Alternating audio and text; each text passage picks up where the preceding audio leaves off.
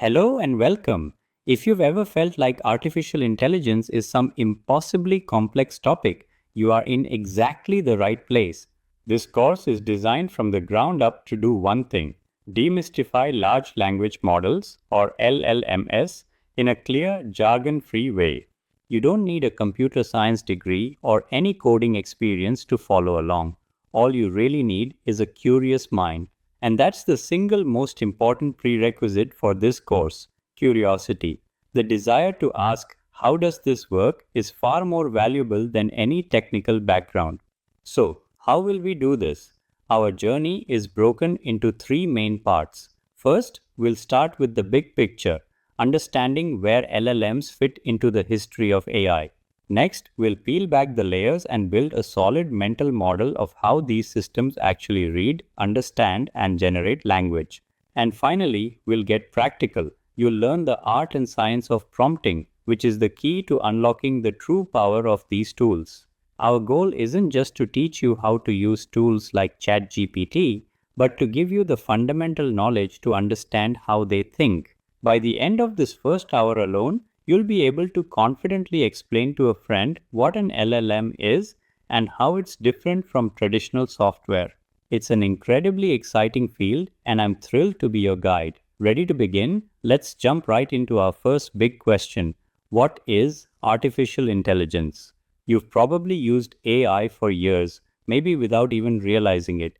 But is the AI in your email's spam filter the same as the AI in ChatGPT? Let's find out.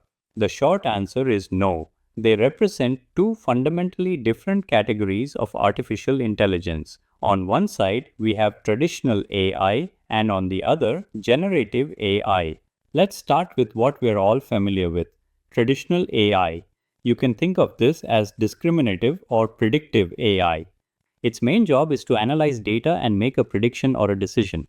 It's essentially a very smart sorter or classifier, putting things into predefined boxes. Your spam filter is a perfect example. It looks at an incoming email and makes a simple binary choice: is this spam or not spam? Or think about image recognition. You give it a photo and it tells you if the label should be cat or dog. It's classifying the data. Even movie recommendations work this way. Based on your viewing history, the AI predicts whether you'll like or dislike a new movie.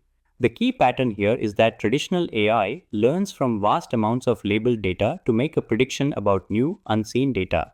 It's answering a specific question. Now let's switch gears and talk about the new kid on the block: generative AI.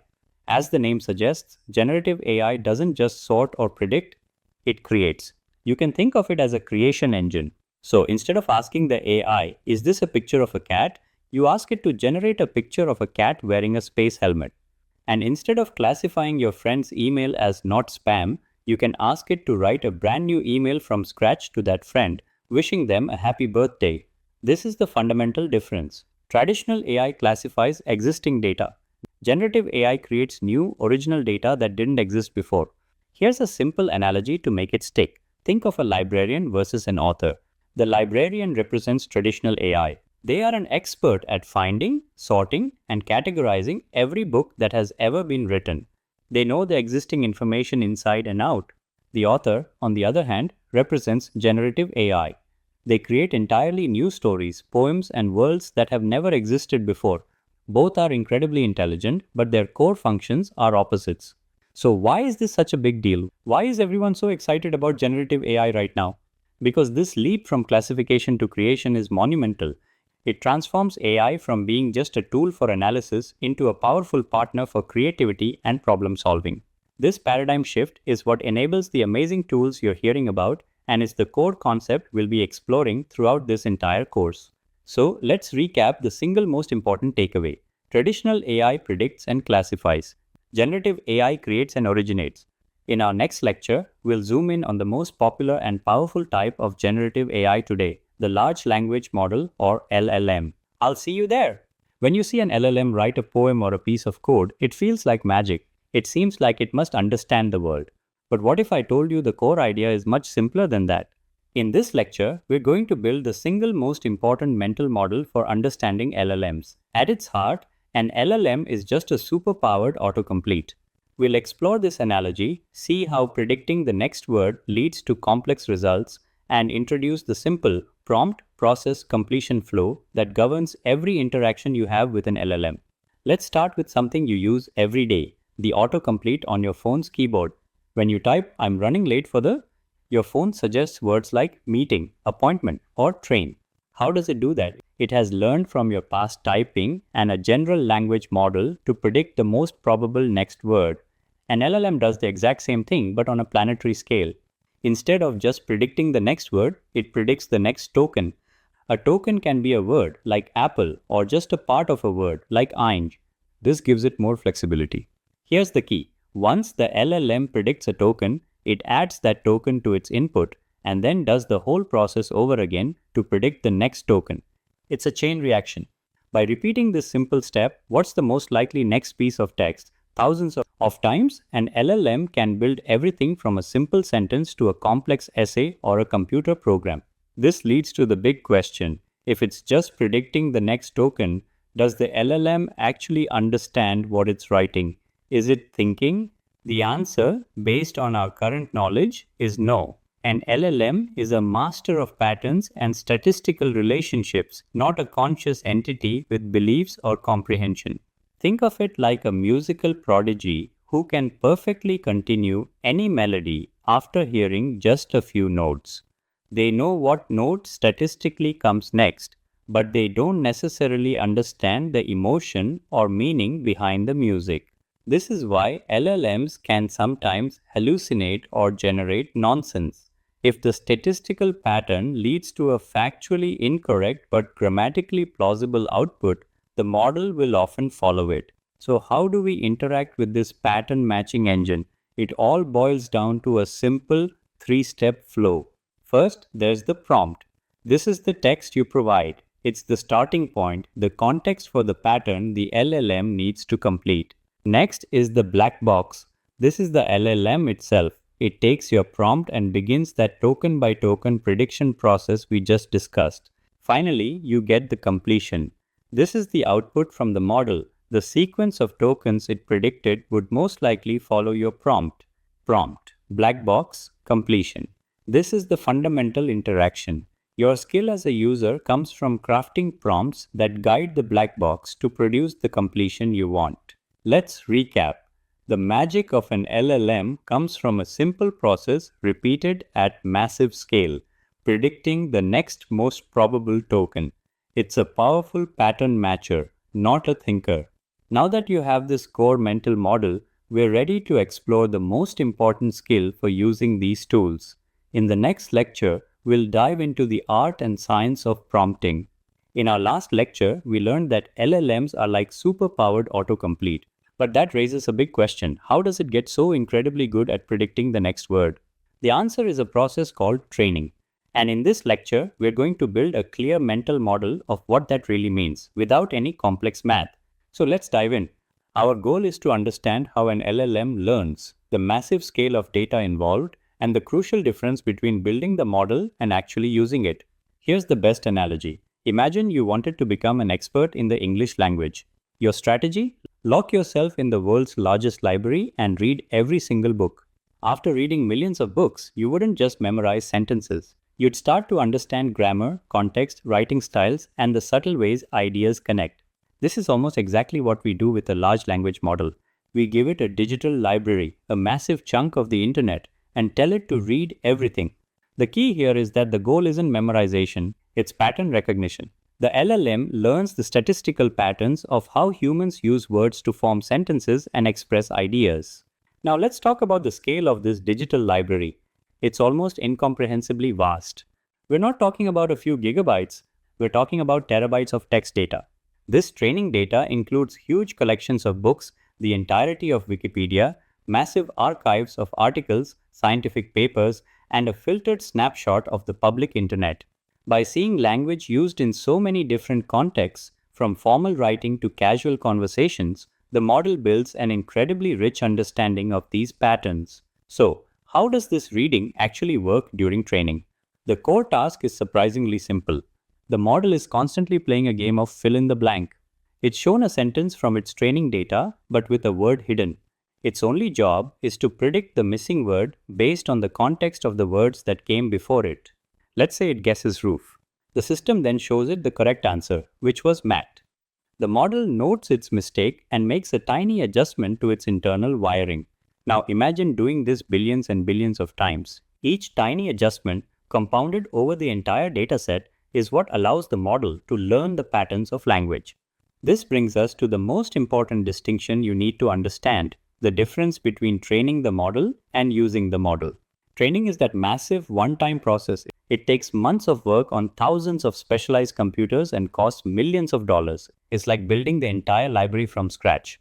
Using the model, which is technically called inference, is what you do every time you type a prompt. This is fast, relatively cheap, and uses the finished pre-trained brain. Think of it this way: training is the multi-year effort to build a single, incredibly complex calculator. Inference is just you typing 2 plus 2 and getting an instant answer. So when you use a tool like ChatGPT, it is not learning from your conversation. It's simply applying the patterns it already learned during that one-time training phase. Let's recap. Training is like reading a massive library to learn language patterns. It's a huge, expensive one-time effort. Using the model, or inference, is the fast and cheap process of applying that knowledge. Now that we know how the brain is built, what is it actually made of? In the next lecture, we'll look inside and demystify the core building blocks: tokens and parameters. When you type a sentence into an AI, how does it actually read it? A computer doesn't see words and letters the same way we do. It sees the word in numbers and pieces. To understand this process, we need to demystify two of the most common terms you'll hear when talking about LLMs: tokens and parameters. They're the fundamental building blocks. By the end of this short lecture, you'll have a clear visual model for how an AI breaks down your language and where its vast knowledge is actually stored. Let's start with tokens. Think of tokens as the Lego bricks of language for a computer. An LLM can't just work with an infinite dictionary of words. Instead, it works with a fixed set of these smaller pieces. A token can be a whole word, a part of a word, or even just punctuation. The process of breaking text down into these pieces is called tokenization. Let's look at a simple example. Here's the sentence: "The quick brown fox jumps." For the LLM, this becomes a series of tokens. Each word and the period at the end becomes its own distinct piece. This is how the model ingests your prompt. But what about a more complex word like unbelievably? Instead of learning that one specific word, the model might break it into common parts it already knows. For example, it might become 3 tokens: un, believe, and lie. This is incredibly efficient. It lets the model understand and generate new or rare words from pieces it's seen before. So, to recap, tokens are the standardized pieces of text that an LLM actually processes. It's the first crucial step for any input you provide. Okay, so the model sees our text as tokens, but how does it know what to do with them? How does it know that fox is likely to come after quick brown? That's where parameters come in. If tokens are the Lego bricks, then parameters are the instruction manual and the builder's experience combined. They are the internal knobs and dials of the model's brain. Remember, in the last lecture we discussed training? The entire training process is about automatically adjusting these billions of tiny parameter knobs to the perfect settings. Each parameter is just a number, but together, these numbers store all the statistical patterns, grammar rules, facts, and stylistic nuances learned from the training data. This is why you hear about models having 7 billion or 175 billion parameters. The number of parameters is a rough measure of the model's size and potential capability. Generally, more parameters means the model can store more nuanced information and understand more complex patterns, leading to more sophisticated answers. So in short, parameters are the variables that the model learns during training. They are the storage container for the model's entire knowledge. Let's put it all together. You type a prompt. It gets broken down into tokens. The model's vast network of parameters processes these tokens and predicts the most likely next tokens, which are then converted back into text for you. So here are the two key takeaways. Tokens are the pieces of language the model sees, and parameters are the millions of internal knobs that store everything the model has learned. Now that you understand the model structure, in the next lecture we'll explore the difference between the one-time training phase and the real-time inference phase when it's answering your questions. I'll see you there. Alright, let's pause for a quick concept check. I'll ask 3 questions to help solidify what we've just learned about how LLMs work. This isn't a test to trick you, just a way to reinforce the key ideas. Ready? Here's the first question. What is the most accurate mental model for how an LLM generates text? Is it A. Retrieving facts from a database, B. Sophisticated autocomplete, or C. Understanding concepts like a human? Take a moment to think about it. The answer is B. Sophisticated autocomplete. While it can feel like understanding, the core mechanism is all about predicting the most probable next word or token in a sequence. Okay, question 2. When you type a prompt into ChatGPT and get a response, which process are you using? Is it A. Training or B. Inference? Think back to the difference we discussed. That's right, it's B. Inference. Training is the massive, one-time process of building the model. Inference is the real-time process of using the trained model to generate answers. Last one, how does an LLM see the sentence, I love learning? Does it see it as A, three separate words, or B, a sequence of numerical tokens? Remember how we break down text? The correct answer is B. The model breaks I love learning into tokens, which might look like I, love, learn, and ing. Each token is then converted into a number for the model to process. Great job! If you got those right, you have a solid grasp of the core concepts. LLMs act like powerful autocomplete. Inference is how we use them, and they operate on tokens. This mental model is the foundation for everything that comes next. We are now done with the theory of how LLMs work, and in the next section, we'll start putting it all into practice. Alright, theory is great, but the best way to truly understand these tools is by doing. So in this lecture, we're going to jump right in and have our very first conversation with an AI. Our goal here is simple. Get comfortable with the ChatGPT interface, send one simple message, and see how it responds. There's nothing to be afraid of. We're just going to break the ice. When you first open ChatGPT, your screen will look something like this. It's intentionally designed to be simple and familiar, a lot like a messaging app you'd use on your phone. This large central area is where the conversation itself will happen. Right now it's empty, but in a moment, our questions and the AI's answers will appear right here. And down here at the bottom is the most important part, the message box. This is where you'll type your prompts, your questions and instructions for the AI. Over on the left, you'll see a sidebar. This is where all of your past conversations will be saved automatically. Think of it as your chat history. And at the very top of that sidebar is the new chat button. We'll use this later to start a completely fresh conversation with a clean slate. Okay, that's the basic layout. It's pretty straightforward. Now for the fun part, let's actually send a message.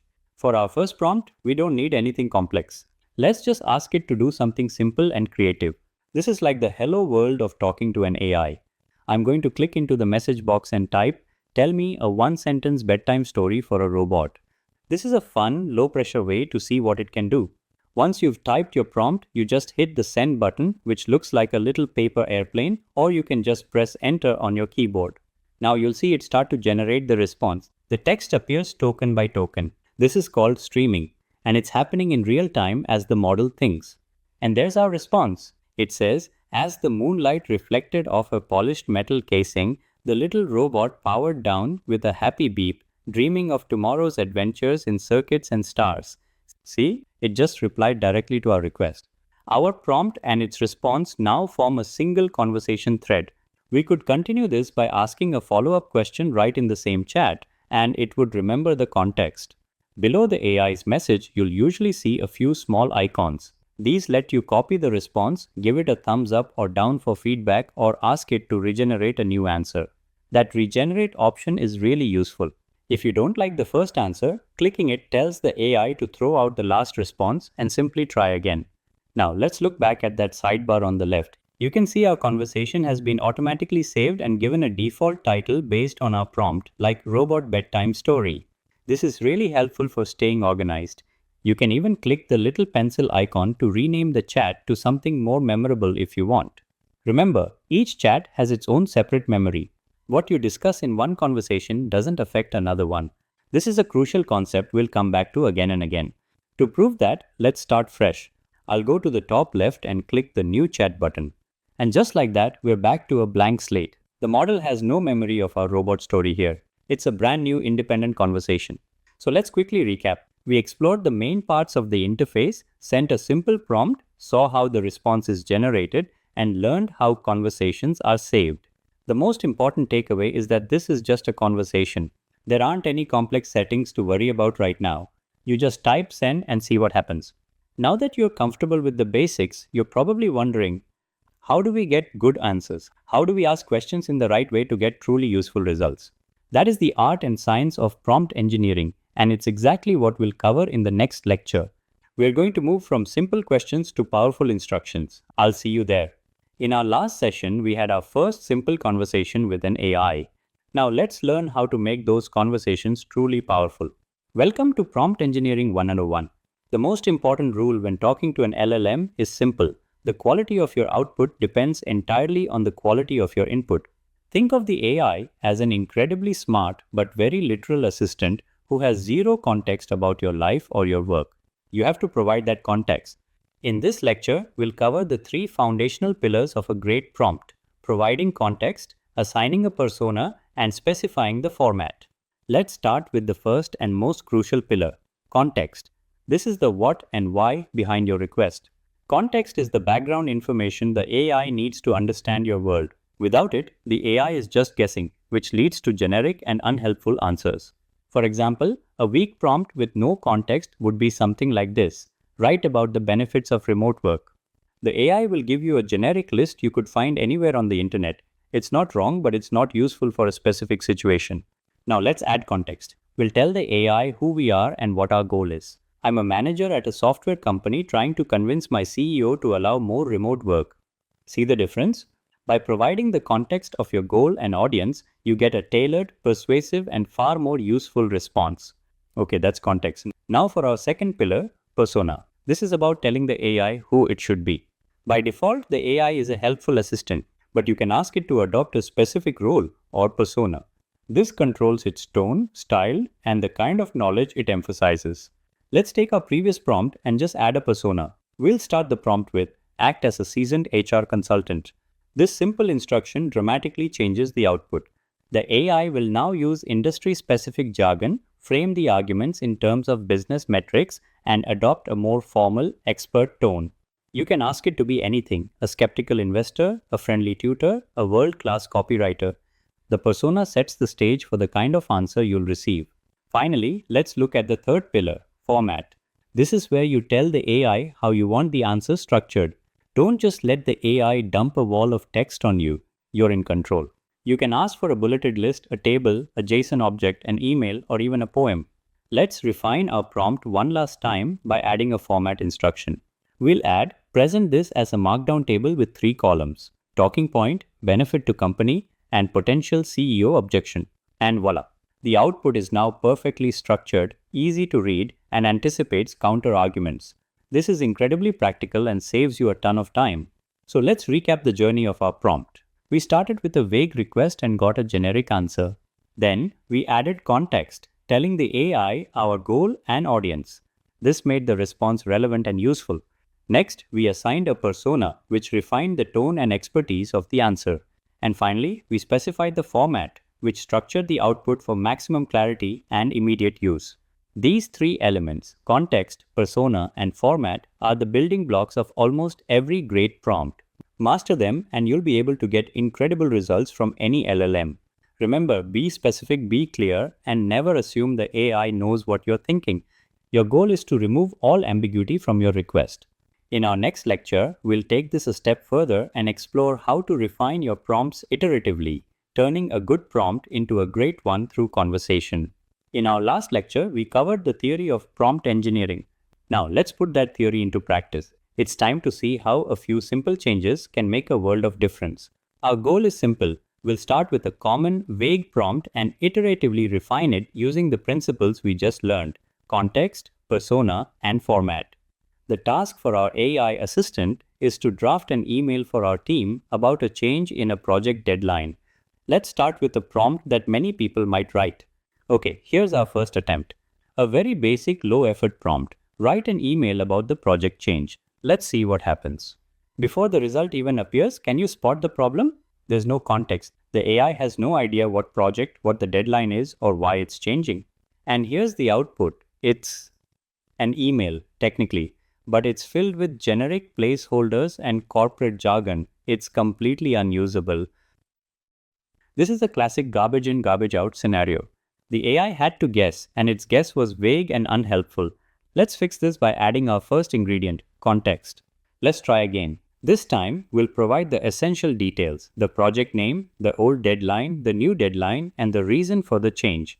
Now let's run this much improved prompt. The difference should be immediate. Okay, this is significantly better. All the key information is actually in the email now. It mentions Project Phoenix, the correct dates, and the reason. But read it aloud. The tone is still a bit robotic. It doesn't sound like it's from a real manager. It's just information without any human touch. Let's fix that next. This brings us to our second principle, assigning a persona. We need to tell the AI who it should be. This guides its tone, style, and word choice. We'll add a simple instruction at the beginning of our prompt.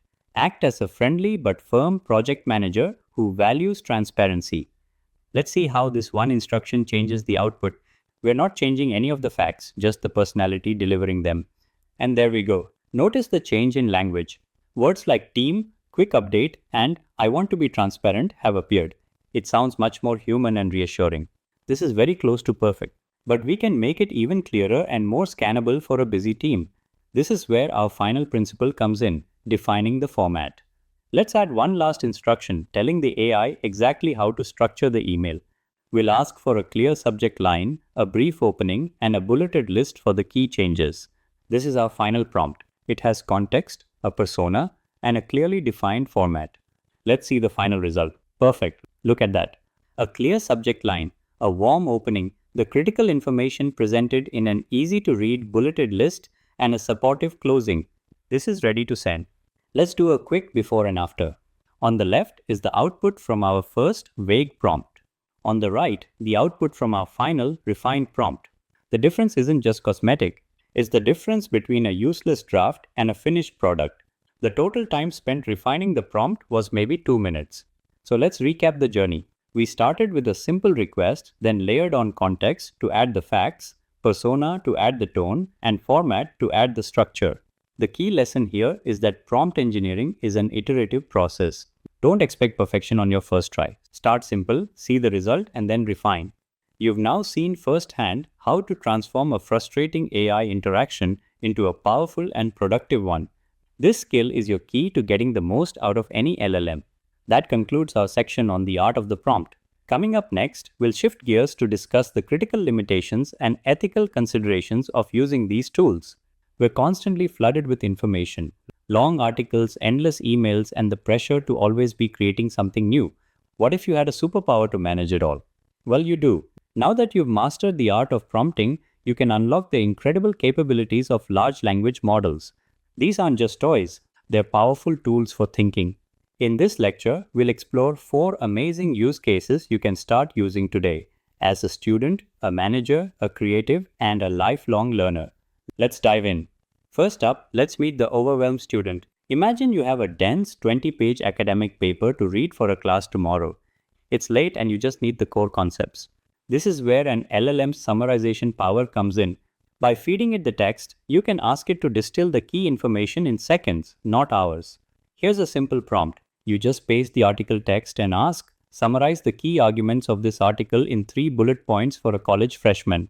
And here's the result, a perfectly clear, concise summary that captures the essence of the paper. This isn't cheating, it's efficient learning.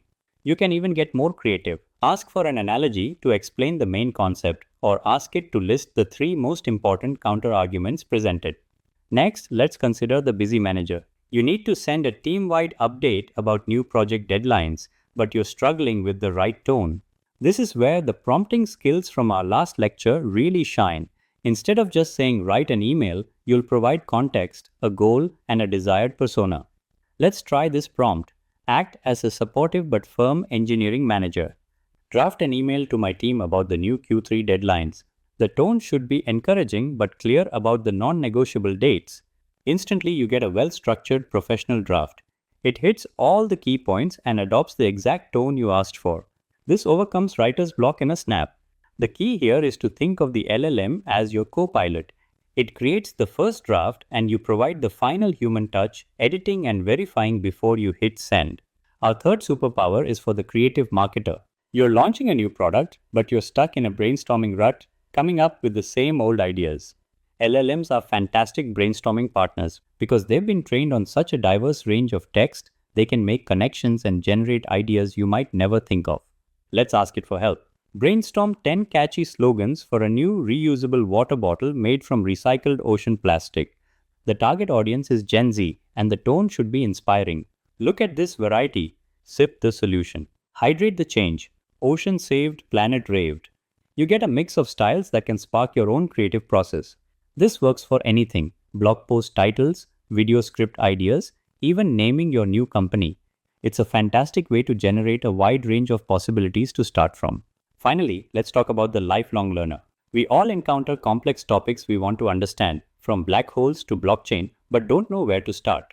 Think of an LLM as your personal, infinitely patient tutor. You can ask it to explain any concept at any level of detail, using analogies you'll actually understand. Let's try one of the most powerful learning prompts. Explain the concept of quantum superposition to me like I'm a high school physics student. The AI breaks it down beautifully, often using an analogy like a spinning coin, which is both heads and tails at once until it lands. It makes the abstract concrete. And the best part is, you can keep asking questions. Okay, what's the difference between superposition and entanglement? The conversation can go as deep as you want. So, to recap, we've seen 4 incredible superpowers: the ability to summarize complex information, draft content instantly, brainstorm creative ideas, and learn anything on demand. These aren't just parlor tricks, they are fundamental ways to augment your own intelligence, save time, and focus on what truly matters: your own unique insights and decisions. But with great power comes great responsibility. These tools are amazing, but they also have critical flaws and limitations. What happens when they get things wrong? In our next lecture, we'll explore the dark side of LLMs, issues like hallucinations and bias, which are essential to understand for using these tools safely and effectively. In our last lecture, we saw how large language models can feel like superpowers. But as we all know, every superhero has a kryptonite. For AI, that kryptonite comes in a few different forms. Today, we're diving into the critical flaws you need to understand: hallucinations, bias, and other key limitations. By the end of this lecture, you'll know why you can't always trust an LLM's output and, most importantly, how to use these powerful tools safely and responsibly. Let's start with the most famous problem, a term you've probably heard before: hallucinations. An AI hallucination is when the model generates information that is factually incorrect, nonsensical, or completely made up, but presents it with absolute confidence. Why does this happen? Remember, LLMs are pattern matchers. Their goal is to predict the next most likely word to form a coherent sentence, not to state a verified fact. Think of it like an overly eager assistant who, instead of admitting they don't know an answer, just invents one that sounds really plausible. For example, if you ask for a summary of a legal case that doesn't exist, the AI might invent a detailed, plausible-sounding case right out of thin air. This is incredibly dangerous if you're using AI for research, medical advice, or any task where accuracy is critical. The confident tone makes the falsehoods easy to believe. This leads us to the number one rule of using AI, and it's a big one: always verify critical information from a reliable, primary source. Okay, the next major limitation is bias. This one is often more subtle than a hallucination, but just as important to understand. AI bias is when a model's outputs reflect the societal stereotypes, prejudices, and unfair assumptions present in its training data. The model learns from a huge snapshot of the internet. If that data contains biased language, the AI learns those patterns and can repeat them. For instance, if you ask the AI to write a story about a brilliant surgeon and a caring nurse, it might default to making the surgeon male and the nurse female, reinforcing old stereotypes. This can also appear as cultural bias, where the AI defaults to Western perspectives or misunderstands nuances from other cultures because of an imbalance in its training data. Fixing bias is a massive ongoing challenge for AI developers. It requires incredibly careful work to clean data and build safeguards into the models. Finally, let's cover a very practical limitation you'll run into all the time: the knowledge cutoff. Every language model has a knowledge cutoff date. This is the point in time when its training data collection was stopped. It's not connected to the live internet. This means the model knows nothing about events, discoveries, or news that happened after that date. It's essentially a brilliant expert, but frozen in time. So, if you ask a model with a 2024 cutoff who won the 2025 Super Bowl, it can't tell you. It will either say it doesn't know or worse, try to guess and hallucinate. So, let's quickly recap AI's main kryptonites. First, hallucinations, where the AI confidently makes things up. Second, bias, where the AI reflects human prejudices from its training data. And third, the knowledge cutoff, which makes the model unaware of recent events. The key lesson here is that an LLM is a tool, a powerful one, but a flawed one. Your critical thinking is, and always will be, the most important part of the equation. Understanding these limits is what separates a novice user from an effective one. In our final lecture of this section, we'll look to the future and discuss where this technology is headed. And just like that, you've reached the end of the course. Congratulations, it's been a huge journey, and I'm thrilled you've made it to the finish line. In this final wrap up, we're going to do three things: briefly recap our core mental model, give you some powerful tools to take with you, and look ahead to the future. Remember where we started? With the idea of an LLM as a word calculator or a universal text predictor. This simple model is the key to understanding everything, from its abilities to its flaws. To help you on your journey, we've prepared a couple of downloadable resources. The first is a complete glossary of all the key terms we've covered, so you'll never be stuck on jargon. But the most important tool is your prompting cheat sheet. Think of this as your practical guide for getting the best possible results from any LLM you use. It covers the core prompting patterns we discussed, like the persona, task, and context framework, and gives you ready-to-use templates. I highly recommend keeping it handy. Now, having the right tools is one thing, but what's even more important is developing the right mindset. This is what we call critical AI thinking. Critical AI thinking means you don't just accept an AI's output at face value. You treat it as a starting point, a suggestion from a brilliant but sometimes flawed assistant. It's about constantly asking questions. Does this answer make sense? Could this information be outdated or biased? How can I verify this? This habit makes you a truly effective AI user. As we look to the future, remember that the specific tools like ChatGPT or Claude will change. They'll get more powerful and new ones will appear. But the fundamental concepts you've learned here, the mental model, the prompting strategies, and critical thinking, will last. They are your foundation for adapting to whatever comes next. So the most important skill you can have is curiosity. Keep experimenting. Push the boundaries of what you think these tools can do. Ask weird questions. See what happens. You started this course perhaps just wondering what an LLM even was. Now you have a solid mental model, a practical toolkit, and a framework for thinking critically about AI. Be sure to download the cheat sheet and glossary from the course materials. They're your reward for all your hard work and your toolkit for the road ahead. Thank you so much for joining me on this journey. I can't wait to see what you build and discover. Stay curious and good luck.